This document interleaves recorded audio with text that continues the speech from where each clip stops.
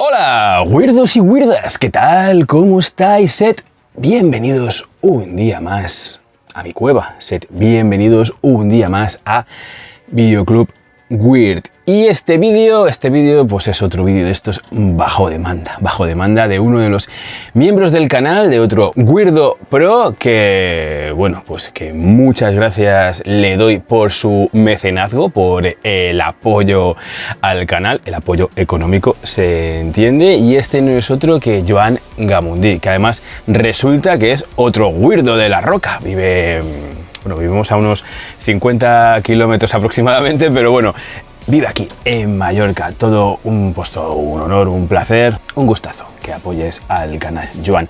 Así que, como vengo haciendo con los otros miembros del canal, con los otros miembros Weirdos Pro de Videoclub Weird, que si os preguntáis qué es un Weirdo Pro, pues es... ¿habéis visto alguna vez este botón que pone aquí abajo que pone unirse al canal? Pues por un módico precio, por 4 perras, no, no es mucho la verdad, pero para mí es todo un mundo. Apoyáis, ayudáis al canal, pues no sé, económicamente, que la verdad es que está muy guay, es muy bonito ayudar al canal con los likes, con los comentarios, compartiendo los vídeos y tal, pero bueno, digamos que ese es un plus más, ¿no? Al menos, yo que sé, me ayuda a pagar el Stringer, ¿no? Para hacer los lunes al Weird. Pero bueno, como vengo haciendo con el resto de los... tampoco son muchos, son 3, a los cuales les agradezco mil que estén ahí apoyando a Videoclub Weird. Bueno, pues como he venido haciendo con los otros dos, con Dep82 y con Juanpa Pérez, pues a Joan le comenté que me plantease un tema para un vídeo. Él me planteó 2 y yo he elegido uno de esos temas, una de las 2 pelis que me planteo, y como habéis visto en la miniatura, pues elegí Halloween 2, aquí titulada como Sanguinario. Así que después de todos los agradecimientos y toda la pesca, pues no me enrollo mucho más y empezamos.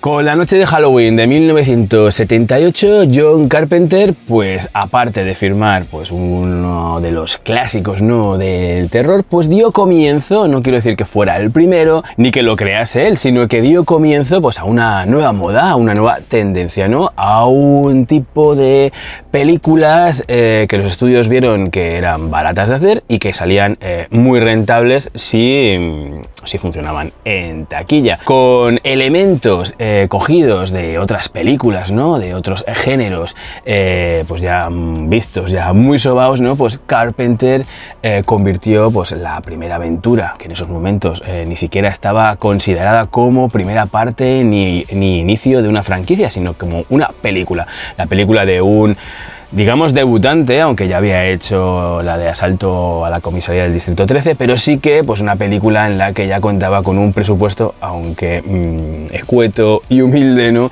Pues un presupuesto con el que hacer pues un poquito más, ¿no? Y con el que pues mostrar al mundo, ¿no? O al menos al mundo de ese nicho, ¿no?, de ese circuito en el que se iba a mover esa peli, pues sus dotes como director, ¿no? Pero como digo, con Halloween, con el primer Halloween, Carpenter pues convertiría ese subgénero denominado como slasher en tendencia, ¿no? Muchas otras productoras, tanto grandes como pequeñas, que esto es lo curioso de este rollo, ¿no? Porque algunos de los slashers surgidos a raíz del estreno de la noche de Halloween, ¿no? Bueno, del estreno del periplo comercial bastante alargado, ¿no?, en el que la noche de Halloween acabó al final en convertirse en una pieza fundamental para toda esta historia, pero bueno, llama la atención de que pues las majors también se fijasen e hicieran posteriormente pues sus propias películas, ¿no?, de matar y fe con cuchillo en ristre matando a adolescentes calenturientos. Pero el caso es que Carpenter, picando de aquí y de allá de películas como Psicosis, ¿no?, o del giallo italiano, pues convirtiese, digamos, en canónicos, ¿no?,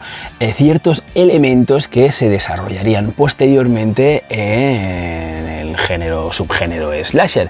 Elementos como que el pasado vuelva para cobrarse venganza, que todo ocurra en un espacio de tiempo bastante delimitado y en una fecha señalada, que el asesino pues utilice armas blancas, ¿no? Y vaya enmascarado o no conozcamos su identidad. Por supuesto, la figura de la Final Girl y sobre todo, como he comentado hace un momento, que estas películas baratas de realizar, baratas de dirigir, pues se convirtiesen en películas muy rentables para los estudios, que esto fue el principal atractivo. Y bueno, claro, por otro lado, todas estas muertes explícitas, ¿no? De un asesino misterioso que acaba pues con jovencitos pecadores que van por el camino más pecaminoso de la vida, pues atrajeron en tropel, por llamarlo de alguna forma, pues a gran parte, ¿no? De la muchachada de la época, que convirtieron estas producciones, pues algunas de ellas en grandes éxitos. Y así como le ocurriera a Sergio Leone con su particular visión del western, pues a Carpenter también le crecieron, digamos, que los enanos alrededor, ¿no? Muchas películas de terror después de La Noche de Halloween acabaron tomando la senda que él había iniciado, ¿no? A partir de La Noche de Halloween surgieron mogollón de slashers, entre los más populares. Yo creo que la franquicia más famosa, ¿no? Sería la de Viernes 13, que esta sí que creo yo que partió con ganas, ¿no? De hacer películas baratas, películas rentables, ¿no? Que supusieran pues una franquicia, una saga, ¿no? Con la que pues ganarse unos dólares, ¿no? La conjunción entre La Noche de Halloween y Viernes 13, que tomaba pues muchos de los elementos, yo creo que es prácticamente, no voy a llamarla un calco, pero sí que fusilaba La Noche de Halloween, pero dándole un plus, un toque más, ¿no? Que es la aparición de esas muertes, esas set pieces, ¿no? Convertidas en los asesinatos de los jóvenes protagonistas, ¿no? Muy explícitas, muy impactantes y haciendo uso, ¿no? Pues de efectos especiales. Esta es la época gloriosa, por ejemplo, del grandísimo Tom Savini, ¿no? Películas muy del gusto de la época, muy del gusto de la muchachada que iba a los cines a ver pues a estos matarifes, ¿no? Acabar con, pues eso, con chavales y pues toda la moda, ¿no? Toda la moda que vivió, pues digamos que su época de esplendor, ¿no? Durante la primera mitad de la década de los 80, sufriendo además posteriores revivals, ¿no? Como en los 90 o incluso en los 2000. Pero centrándonos en Halloween, como os comentaba, John Carpenter nunca concibió La Noche de Halloween como el inicio de algo. Para él era una película más, una película en la que demostrar su valía, aunque, por supuesto, pues uno de los productores, ¿no? De esa película, ¿no? De esa Noche de Halloween, Irving Yablans o Mustafa Akkad, pues a lo mejor no compartían esa visión de Carpenter, sobre todo viendo que la competencia, incluso pues los pequeñitos como ellos y las grandes, ¿no? Pues sacaban sus propios slashers, ¿no? Y llamaba la atención que la película que diese origen, que pusiera de moda, ¿no? Ese género. Sigo haciendo hincapié, sigo recalcando que no creó el slasher, que no fue el primer slasher, puesto que tenemos precedentes anteriores, ¿no? El slasher se podría, si nos ponemos a viajar en el tiempo hacia atrás, ¿no? Podríamos encontrar pues orígenes, ¿no? En los Penny Dreadfuls, ¿no? Del Reino Unido, ¿no? De un siglo atrás, en el Gran Guiñol, yo qué sé, películas como Psicosis, La Matanza de Texas, o una muy importante, ¿no? En la que Carpenter pues estuvo por ahí rondando, ¿no? Al director, incluso intentando meterse en una secuela que fue Black Christmas, ¿no? De 1974. El caso es que esta moda por el slasher pues fuera muy lucrativa, daba sus dólares a otros estudios y llamaba la atención que la película de Carpenter, que fue un poco pues la que inició esta moda, pues se hubiera quedado ahí, no hubiera ofrecido una secuela al público.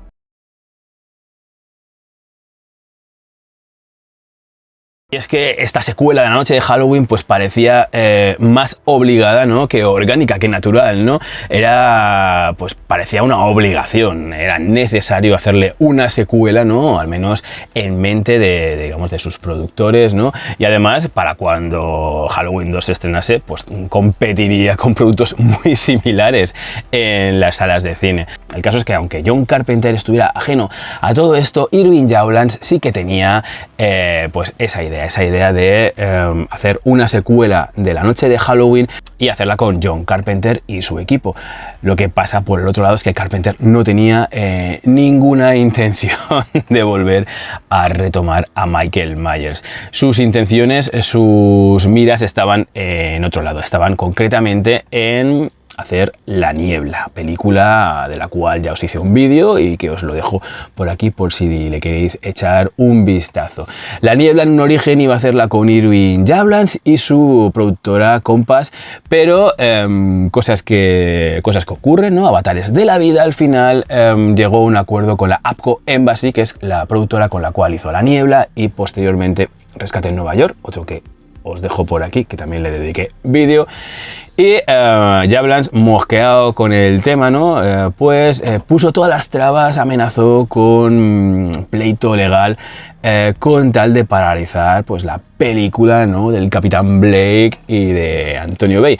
Y bueno, pues digamos que para fortuna de todos, ¿no?, tanto de Carpenter como nosotros como espectadores que podemos disfrutar de La Niebla, Carpenter llegó a un acuerdo con Irving Jaulans para hacerle esa secuela de Halloween. No dirigirla a él, que no tenga ninguna intenciones, pero bueno, como mínimo estar por ahí metido, escribiéndola, guionizándola, tomando decisiones creativas. Con lo cual, pues bueno, pues Jaulans quedó bastante satisfecho, anunció esa secuela, con lo que otro giro inesperado, un plot twist, ¿no?, hizo aparición, ¿no?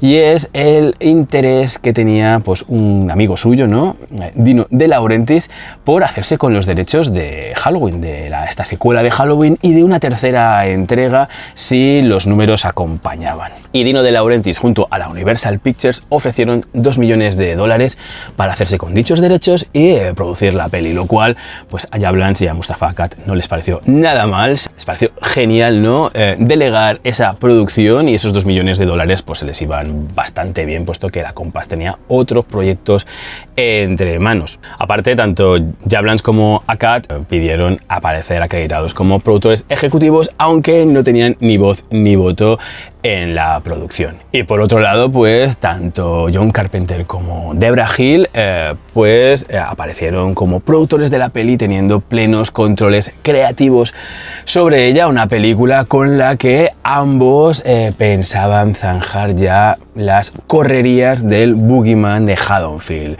Con Halloween 2 ellos tenían pensado que, bueno, que se acabasen ya las aventuras, ¿no?, de Michael Myers y pues eso, hacer borrón y cuenta nueva, y si la cosa iba bien, comenzar un nuevo proyecto, también con la festividad de Halloween como tema principal, pero convertido en antología. De eso os hablé en el vídeo de Halloween 3, el Día de la Bruja, que os dejo también por aquí.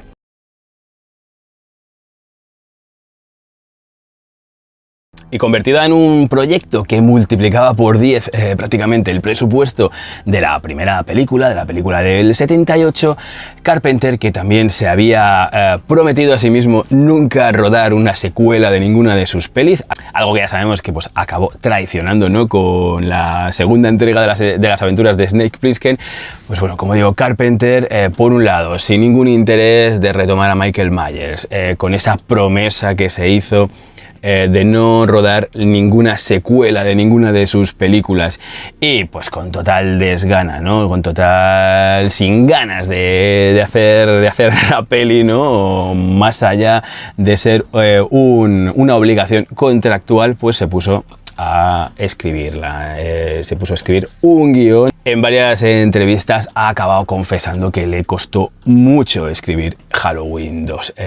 Muchas noches en vela, muchas noches de borrachera sentado delante de la máquina de escribir, y al principio concibió esta segunda entrega de Halloween pues como una historia en la que pasaban 5 años entre el ataque, entre la fatídica noche de Halloween de 1978. En un inicio tenía pensado que la acción transcurriera en la ciudad de Chicago, en una especie de rascacielos de alta seguridad, donde Laurie Strode pues vivía, ¿no? Se había trasladado allí, ¿no? Temerosa. Bueno, esto fue un poco también una discusión con Jamie Lee Curtis, ¿no?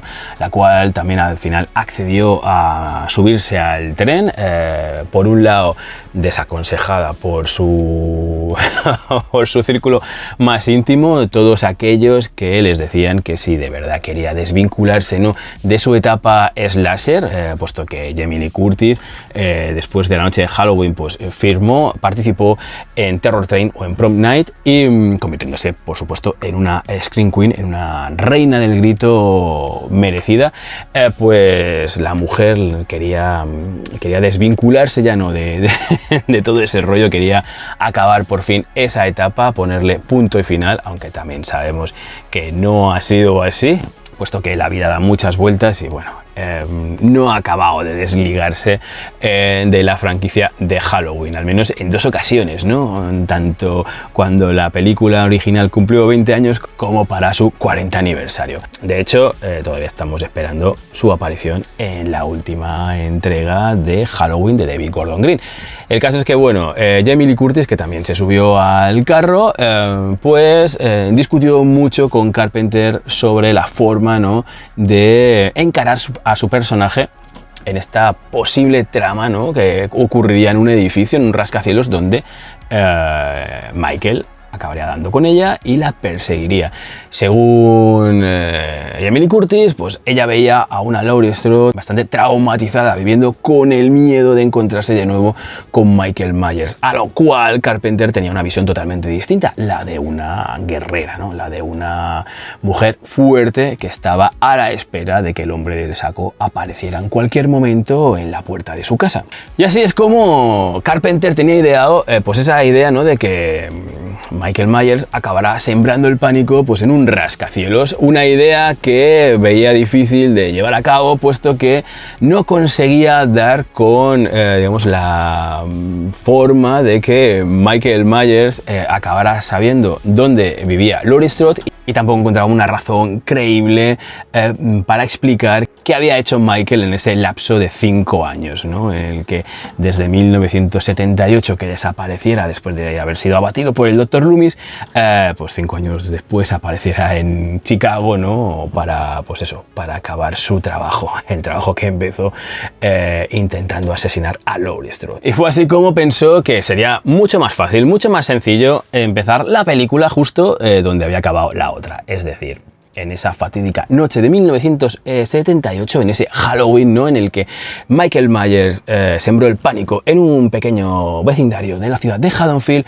y hacer que Michael persiguiera a Laurie, ¿no?, hasta el hospital en el que hubiera sido trasladada, ¿no?, lo cual pues le daba también un punto de originalidad respecto a sus competidores, es decir, empezar la película justo cuando acababa la otra, ¿no?, que esto también lo hemos visto en slashers posteriores, y por otro lado, pues centrar, ¿no?, localizar la acción en un hospital, con todo el juego, ¿no?, que da pues ese tipo de emplazamientos. Y por otro lado, pues era una idea más del gusto, ¿no?, de aquellos que ponían el dinero, tanto Dino de Laurentiis, la Universal, como aquellos que no tenían voz vinculante, como Yablans y Mustafa Akkad. Que por cierto, varias discusiones entre estos dos últimos acabarían con, digamos que su separación. Yablans acabaría dejando la Compass y separando pues los caminos entre ambos.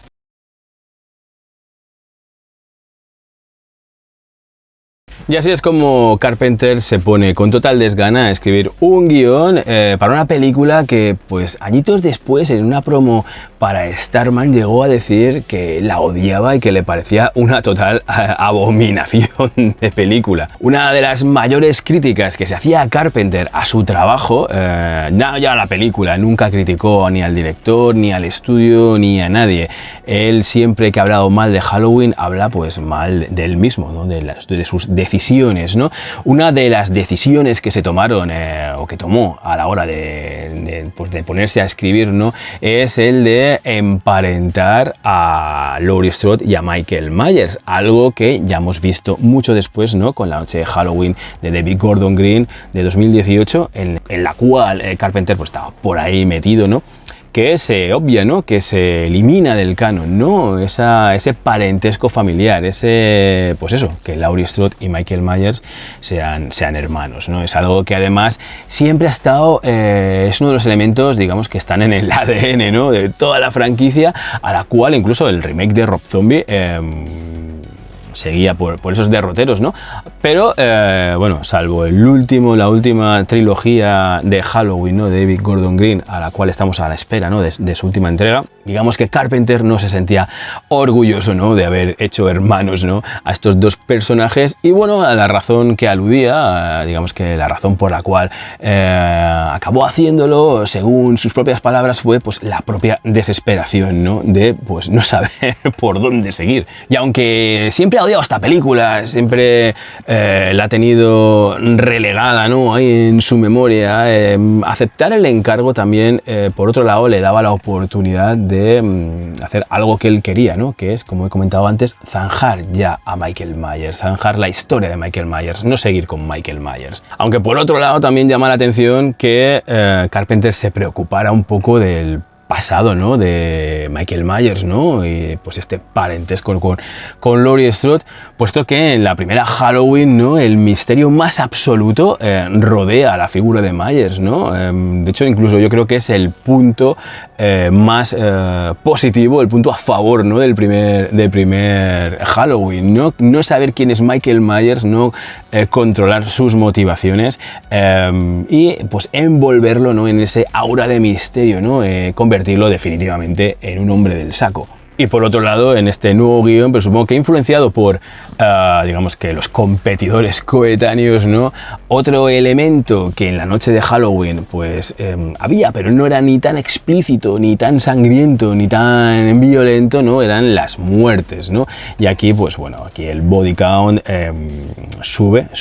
aumenta exponencialmente, ¿no? Algo que, digamos que también supongo que por motivos presupuestarios en la primera, pues no podía ser, pero que aquí pues convierte en bandera, ¿no? Esta explicitud en las muertes de los personajes destinados a, pues eso, a morir. Pero bueno, sea como sea, esta Halloween 2 le daba la oportunidad, ¿no? De acabar con lo que había empezado en el 78, de acabar con algo que no tenía ningún interés en continuar, y en esa misma línea de pensamiento estaba Jamie Lee Curtis, ¿no? Como os he comentado, con ganas de también dejar de lado, ¿no? Su etapa slasher, ¿no? Subiéndose a este proyecto, subiéndose al carro, ¿no? Desaconsejada, como os he comentado, pero también se sentía en deuda tanto con John Carpenter como con Debra Hill, ¿no? Por haberle dado la oportunidad en el 78 y, según ella, pues por lanzar su carrera. Dentro de este Halloween 2, algo que pues Jamie Lee Curtis odió hasta la muerte, digamos, por llamarlo de alguna forma, fue el tener que llevar ese pelucón que se nota mucho, puesto que recientemente se había cortado el pelo para filmar la película Reclutas Novatas y tenía que parecerse, ¿no? Pues a la Jamie Lee Curtis de 4 años atrás, cosa que la verdad se nota mucho, ¿no? Que el físico de la actriz había cambiado. Y al optar por empezar la secuela justo donde había acabado la otra, pues otro de los participantes, otro de los protagonistas, Donald Pleasence, el Dr. Loomis, pues este estuvo encantadísimo de volver a la franquicia, ¿no? A la iniciada franquicia con Halloween 2 sanguinario. por lo que se comenta con ideas súper locas, ¿no? Para su personaje, ideas que nunca han salido a la luz y que pues le tuvieron que, que prohibir, puesto que debían ser muy locas. No sé, esto ya es opinión personal mía, si debía tener en mente, ¿no? Encauzar a su personaje tal y como lo vimos en las secuelas posteriores, ¿no? En la quinta o en la cuarta, en la quinta o en la sexta, ¿no? Pero el caso es que bueno, que Donald Pleasence encantado de la vida de volver a enfrentarse a Michael Myers.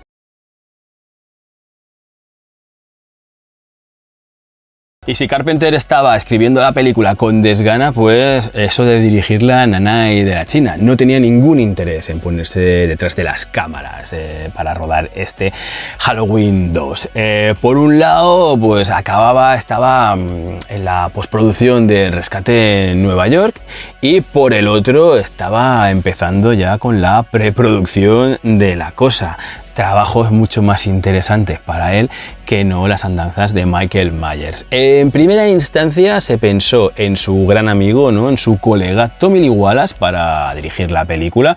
De hecho, Tommy Lee Wallace, que fue el diseñador de producción del primer Halloween, ¿no? Fue el señor encargado de crear la máscara, de buscar hojas, ¿no? Hojas secas, ¿no? Para convertir pues la soleada California, ¿no? En una otoñal pequeña localidad del medio oeste americano. Pues Tommy Lee Wallace, también compi de Carpenter en su grupo, ¿no? En su grupo Cup the Bills, bueno, un amiguete de toda la vida, una figura muy vinculada a la del maestro. Pues en un momento tuvo interés en dirigir la peli, y sobre todo cuando estaba otra trama diferente a la del edificio, a la del rascacielos, que situaba la acción 5 años después también, pero en la universidad, pues con una Laurie Strode intentando pasar página. Pero todo esto fue bien hasta que pues, se tomó la determinación, ¿no? de continuar la película en el momento en el que acababa la otra, y por supuesto de convertirla en un slasher estilo Viernes 13, película considerada como primera competidora, ¿no? de Halloween, con lo que pues perdió la idea de dirigir, pues fue perdiendo fuelle. Pues el convertir en Halloween en un producto slasher más, pues le parecía algo feo, algo banal, ¿no? Hay que pensar también que por mucho que a ojos de hoy, ¿no? pensemos que la noche de Halloween fue un éxito inmediato, no fue así. O sea, la noche de Halloween tuvo un periplo comercial bastante irregular. Fue el boca a boca, el boca a oreja, ¿no? Pases en pequeñas salas, en autocines, ¿no? Que la fueron levantando poco a poco, pero se luchó mucho para que la crítica de la época pues dejase sus prejuicios de lado, dejase de considerar la película de John Carpenter pues un mero vehículo terrorífico más, para fijarse en sus virtudes y en el virtuosismo, ¿no? del equipo, que con pocos medios pues, hicieron una película, de una pequeña película, una gran obra maestra del terror, ¿no? Ese esfuerzo de convertir la noche de Halloween en esa obra, ¿no? reconocida por la crítica, aunque no toda, pero sí que es cierto que parte de la crítica le dio su apoyo, lo cual pues, hizo que la producción se visibilizase más allá pues, de ese mero producto para sesiones Greenhouse y autocines. Por lo que pues, Tommy Lee Wallace no estaba muy por la labor, ¿no? de convertir pues, a esa joyita, ¿no? esa película a la que le tenían tanto cariño en un slasher más de la época, en una película de estas fast food, ¿no? de usar y tirar, de ver y además inevitablemente comparar con producciones similares de la época. Y es así como Debra Hill y John Carpenter pues, se fijaron en un cortometraje titulado como Tire, dirigido pues, por alguien con el que compartían el representante legal, lo cual hizo más fácil, ¿no? el contacto con él, llamado Rick Rosenthal, que pues, tiene el honor también de haber firmado pues, la mejor y la peor secuela de toda la franquicia. La mejor porque Halloween 2 está considerada por muchos de los aficionados como la mejor secuela de la noche de Halloween, de todas las que hay. Es discutible, yo la considero como una de las mejores, pero sí que digamos que popularmente está considerada así, y yo creo que por unanimidad la peor de ellas considerada por todo el público es, por supuesto, Halloween Resurrección. Yo creo que ahí no hay discusión posible, aunque alguna cosita buena se pueda sacar de allí, pero yo creo que a nadie le gusta esa peli. Pues bueno, ambas películas están dirigidas por este Rick Rosenthal.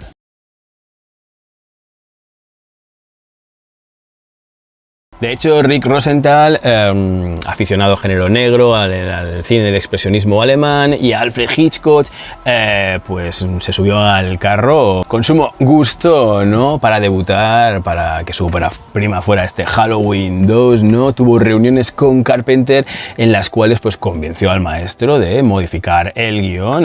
Se hicieron modificaciones tanto por parte de Rosenthal como de Debra Hill en el libreto de Carpenter, a la cual pues este accedió a ellas. Y este Rosenthal pues tenía, digamos que como recao de tanto de Carpenter, de Debra Hill, equipo técnico y productores, de ser continuista, ¿no?, con el tono de la película de Carpenter, algo que costó mucho, le costó más de un disgusto y más de una, digamos que, discusión, pero que algo que es patente, ¿no?, en este Halloween 2. Un Halloween 2 cuyo rodaje pues fue difícil. Tuvo este hombre, para su primera película, para su ópera prima, pues tuvo bastantes movidas, ¿no? Entre ellas, por ejemplo, pues un movidón con Jamie Lee Curtis, en el sentido de que el personaje de Laurie Strode aparece, pues tiene apenas unas 25 líneas de diálogo en el guión, algo que disgustaba mucho a Jamie Lee Curtis.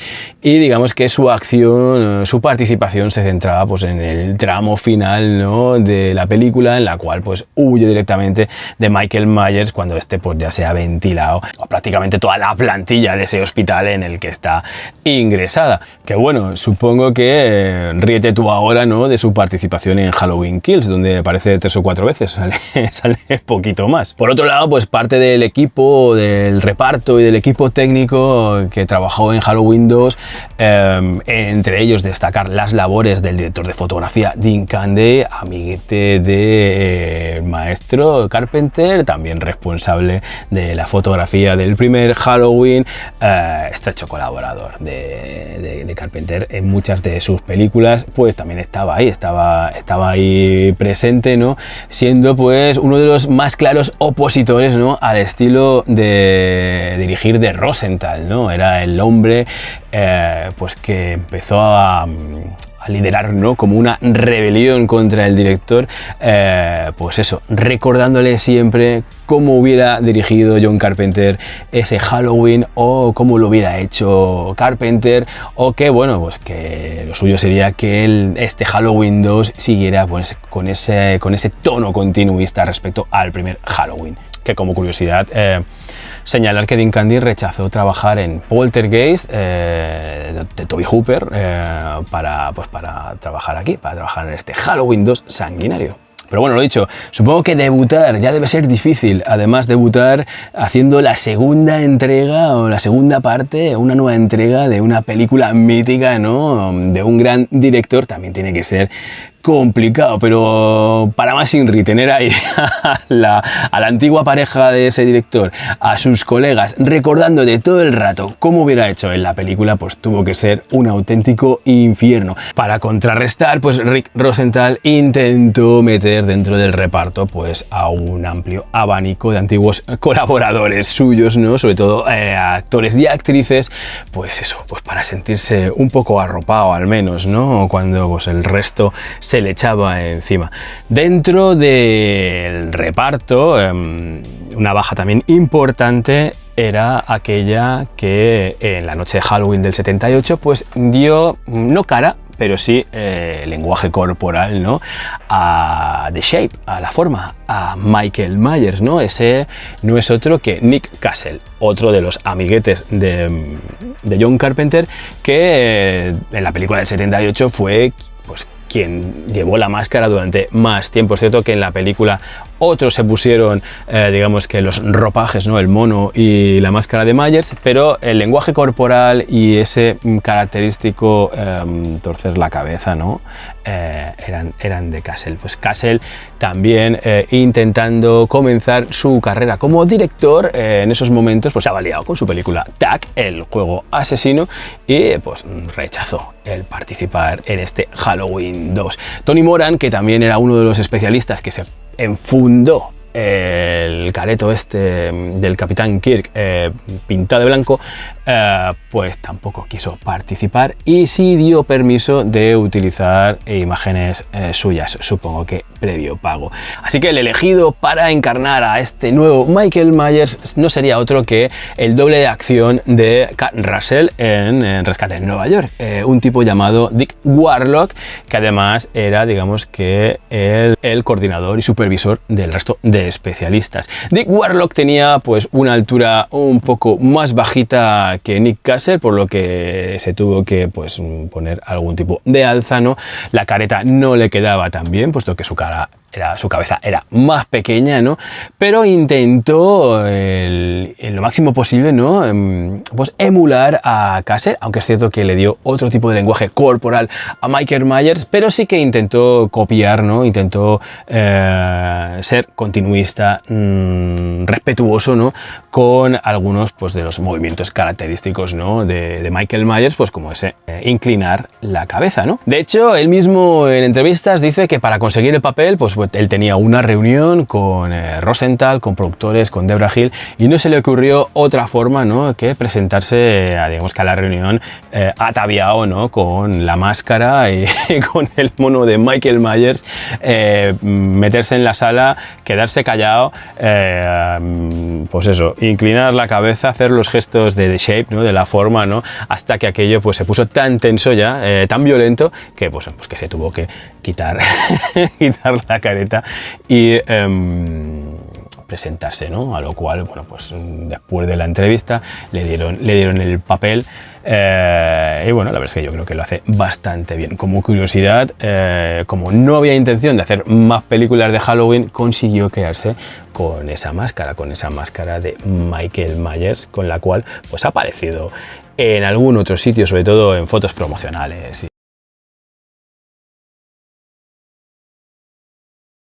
Y otra diferencia respecto a la noche de Halloween del 78 es que esto ya era una producción con un dinerito holgado, ¿no? No era una superproducción, pero sí que había un presupuesto pues mucho mayor, ¿no? que el primer Halloween, ¿no? Lo cual pues diferenciaba ese rodaje, ¿no? en el cual pues todo el equipo era una piña, era una familia, ¿no? donde pues tanto Jamie Lee Curtis, ¿no? ayudaba a recoger las hojas, ¿no? para llevarlos a otro sitio donde rodar, ¿no? Pues aquí no, aquí esto ya era una producción de una major con un, digamos, presupuesto modesto, que, como os he comentado, multiplicaba por 10 el de la entrega anterior, pero en el cual, pues bueno, pues todos los actores, todo el reparto, pues hacían sus pequeñas piñas, ¿no? Ya hemos visto los dos bandos, ¿no? El bando Carpenter, el bando Rosenthal, y bueno, era totalmente un ambiente totalmente distinto de trabajo. Como curiosidad, comentar también que Jamie Lee Curtis comenzó una relación amorosa, ¿no? durante el rodaje de Halloween 2 con el diseñador de producción J. Michael Riva, un tipo importante dentro de la industria, tristemente desaparecido. Este hombre ya falleció hace un tiempo, pero importante sobre todo en producciones de Richard Donner. Es también el diseñador de producción de películas como Los Goonies, está en toda la saga de Arma Letal, en Los fantasmas atacan al jefe, y también en otras producciones como Django desencadenado o el primer Iron Man, un tipo importante dentro del mundillo.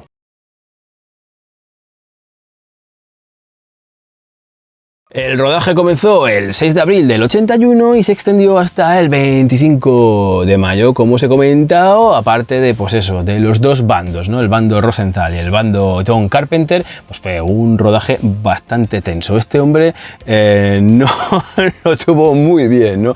Tuvo más de una dificultad a la hora de dirigir Halloween 2. Uno de los primeros problemas que tuvo pues, Rosenthal a la hora de dirigir, a la hora de tomar el mando, ¿no? El control, ¿no? Fue la localización del hospital. El hospital de Haddonfield, en realidad, eran 3 localizaciones distintas. Una de ellas era un hospital de veteranos, con el que se rodaron los exteriores. Otro de ellos era el hospital de Pasadena, donde se rodaron interiores también.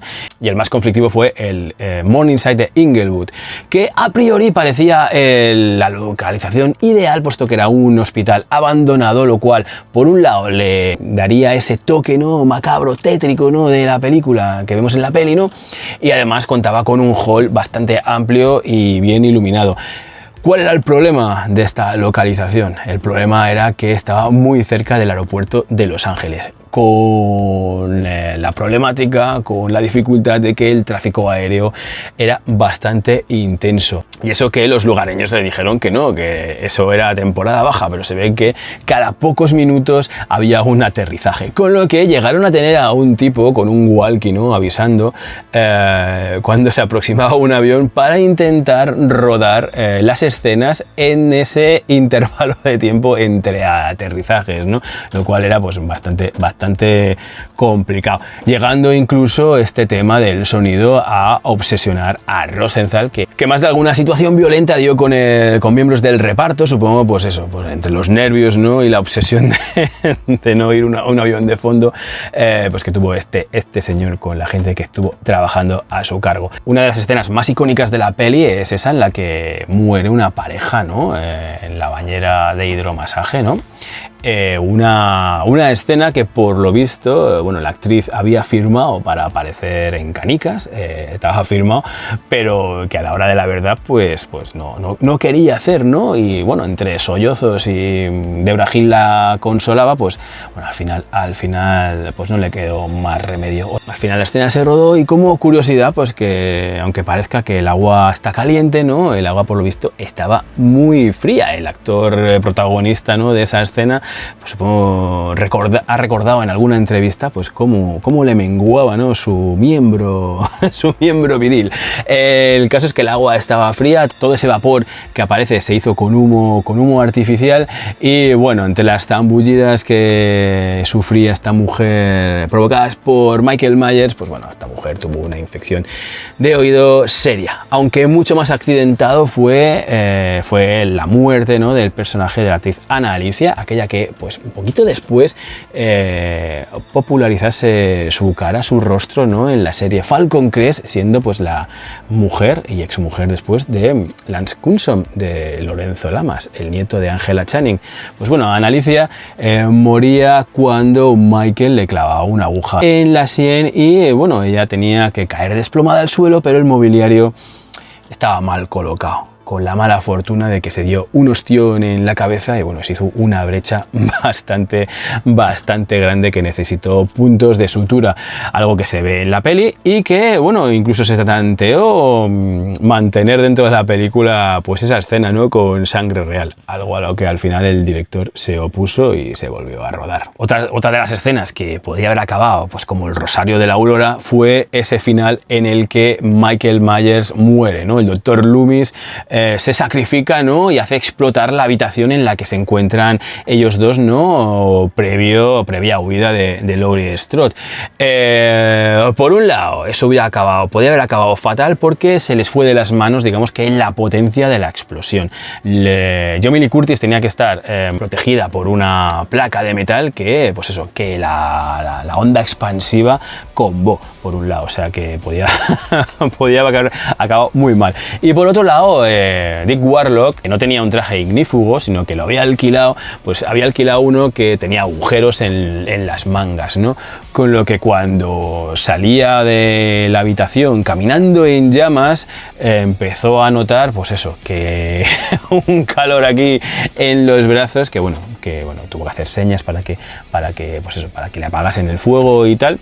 Acabó la escena, eso sí, pero bueno, provocándose él mismo, bueno, pues el no haber comprobado el traje ignífugo y tampoco el resto del equipo lo hizo, pues unas quemaduras de seria gravedad, pero bueno, de las cuales se recuperó, afortunadamente.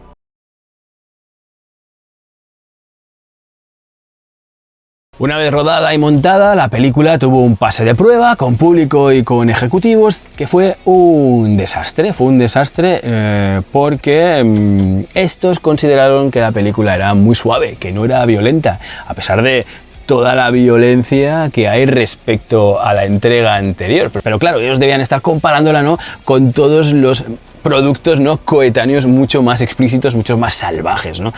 Mucho más sangrientos que el que acaban de ver. Así que el estudio decidió pues contactar con Carpenter, ¿no?, para que arreglase este desaguisado, para que hiciera la película pues un pelín más del agrado, ¿no?, de aquellos que ponían el dinero y de ese público que estaba habituado a ver auténticas carnicerías en películas similares.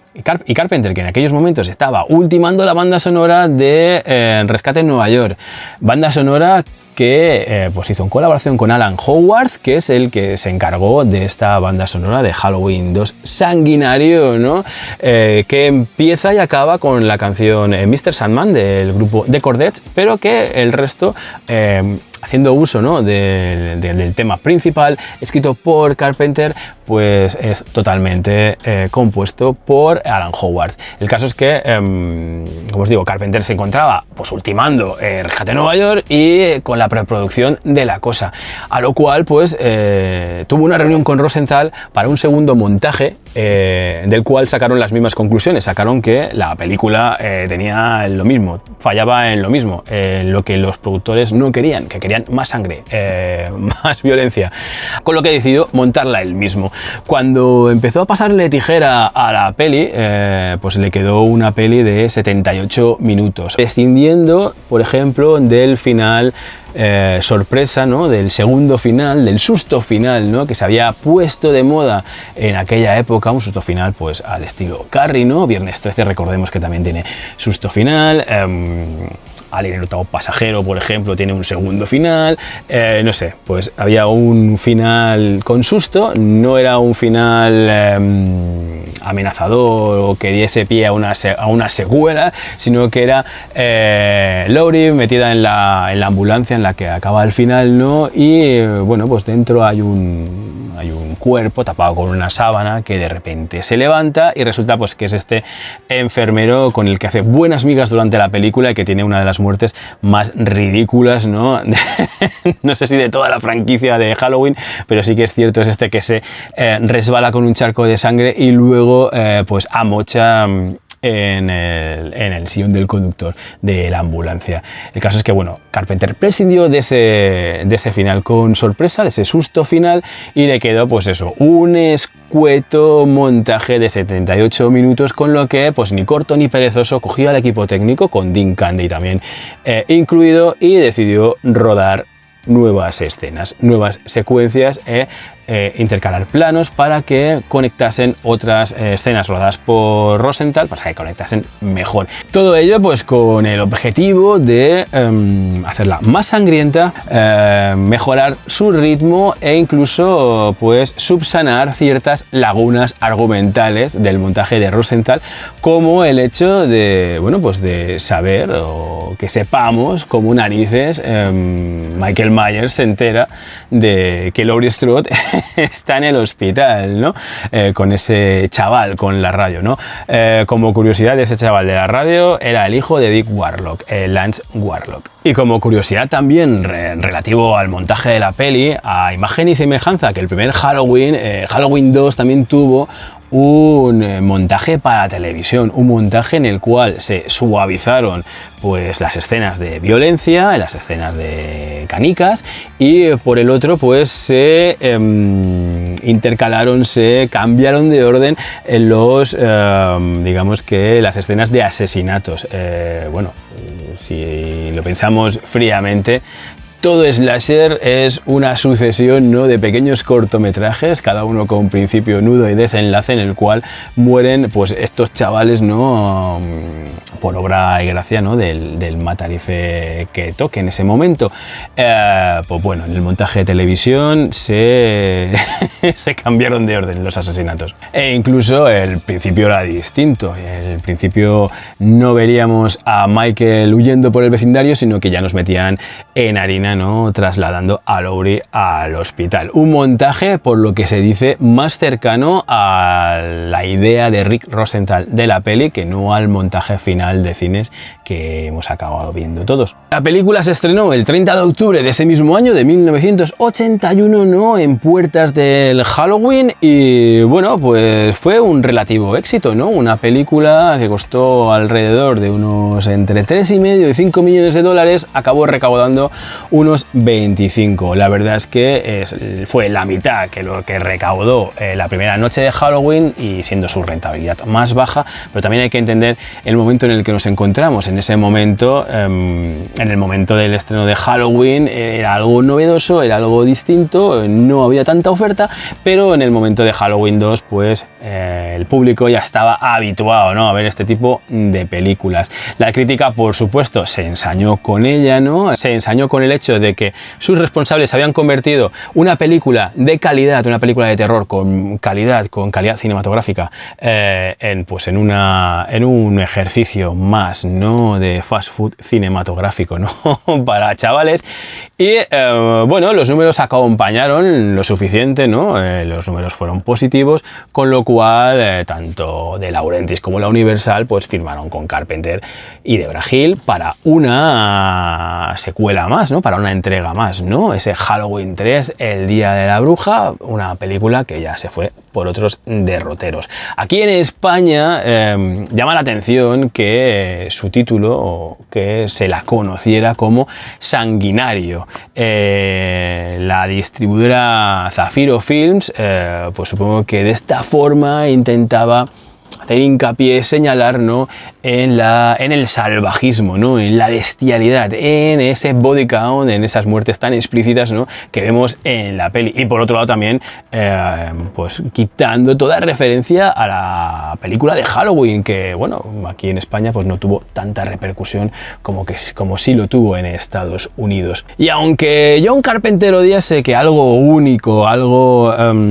tan creativo como La Noche de Halloween acabase mercantilizándose, aunque sí que es cierto que en posteriores entrevistas pues siempre ha manifestado lo mucho que le gusta pues abrir el correo y que le manden un cheque con royalties por su creación. Pero bueno, aunque odiase esa idea, aunque odiase la idea de que pues una película con calidad cinematográfica en la que puso pues toda su valía y pues eso, todo su buen hacer, acabase convirtiéndose en una franquicia slasher más, es cierto, o al menos para mí, yo lo siento así, que este Halloween 2 Sanguinario funciona perfectamente como secuela del original, ya que ese continuismo, tanto en su tono como en su forma, como en la iluminación, pues hace que no se sienta como una secuela forzada, ¿no?, como una cosa artificial, sino que yo creo que muchos aficionados consideran que este Halloween 1 y Halloween 2 podrían ser perfectamente una misma película, ¿no? Es cierto que Rick Rosenthal no es John Carpenter, creo que se nota bastante la mano de Carpenter en una, y pues que el director no estaba a la altura de su predecesor, pero sí que firma una secuela muy digna, muy entretenida, muy brutal, y como os he comentado, yo es de las que considero mejores de toda la franquicia. Y además, gracias a esas muertes más explícitas y más imaginativas, pues esta película sí que funciona pues como un slasher, ¿no?, entendido con las formas, ¿no?, que se hacían en ese momento, ¿no?, en esas películas surgidas, ¿no?, a raíz de Viernes 13, que la original del 78, que bueno, que aunque diese pie a toda la moda posterior, pues tiene elementos más propios, más identificativos, y que por otro lado también que la separa, ¿no?, de la posterior producción. Sea como sea, creo que Halloween 2 Sanguinario pues es una secuela la mar de maja, la mar de digna y la mar de chula. Si no la habéis visto, que estoy convencido de que sí que la habéis visto, pues no sé si me dais la razón, si me la quitáis o no. Ponedmelo abajo en la caja de comentarios, ponedme qué os parece Halloween 2 Sanguinario, ponedme cuál es vuestra entrega de Halloween favorita o vuestro slasher favorito, poned lo que queráis, ya que sabéis que ese espacio es vuestro, es para vosotros, es para que pues vosotros y un servidor nos mantengamos en contacto. Por lo demás, pues aquí me quedo. Seguramente habrá más cosas que contar de Halloween, pero yo os recomiendo encarecidamente, si no lo habéis hecho ya, que leáis este pedazo de tocho del amigo Octavio López San Juan, Las noches de Halloween, la saga de Michael Myers, un repaso exhaustivo pues a prácticamente toda la franquicia, porque bueno, quedarán las últimas entregas, a lo cual yo creo que debería sacarle a Applehead ya una segunda edición en cuanto se estrene Halloween Ends. El caso, Las noches de Halloween de Octavio López San Juan, estuvo aquí en Videoclub Weird, en un lunes al Weird, un amiguete, un tipo súper majo, que bueno, no solo tiene este libro, sino que tiene una extensa bibliografía súper recomendable entera. Si queréis saber más de Halloween, de la franquicia de esta película, mucha de la información que os he comentado aquí la he sacado de aquí. Haceos con este tochazo, porque la verdad es que merece mucho la pena. Las noches de Halloween, Octavio López San Juan, edita Applehead. Por lo demás, ya sabéis, espero que os haya gustado el vídeo. Si os ha gustado, ya sabéis, pulgar hacia arriba. Tenéis la caja de comentarios ahí abajo para lo que queráis comentar. Gracias por estar suscritos, si no lo estáis, suscribiros. Muchas gracias por ese feedback tan fundamental, tan importante para mantener el interés, la motivación de un servidor hacia el canal. Por otro lado, gracias a los miembros del canal, a Dev82, a Juanpa Pérez y a Joan Gamundi, que en la caja de comentarios espero ver tu comentario y que me digas si te ha gustado el vídeo o no. La verdad es que es un vídeo para el disfrute de todos, pero bueno, está dedicado especialmente a ti, que que eres miembro Weirdo Pro de Videoclub Weird y bueno, pues tuviste la idea de este vídeo, así que espero de corazón que te haya enrollado. Por lo demás, como os digo, espero que nos podamos ver más pronto que tarde aquí, en mi cueva. Así que hasta la próxima, Weirdos, si os quiere.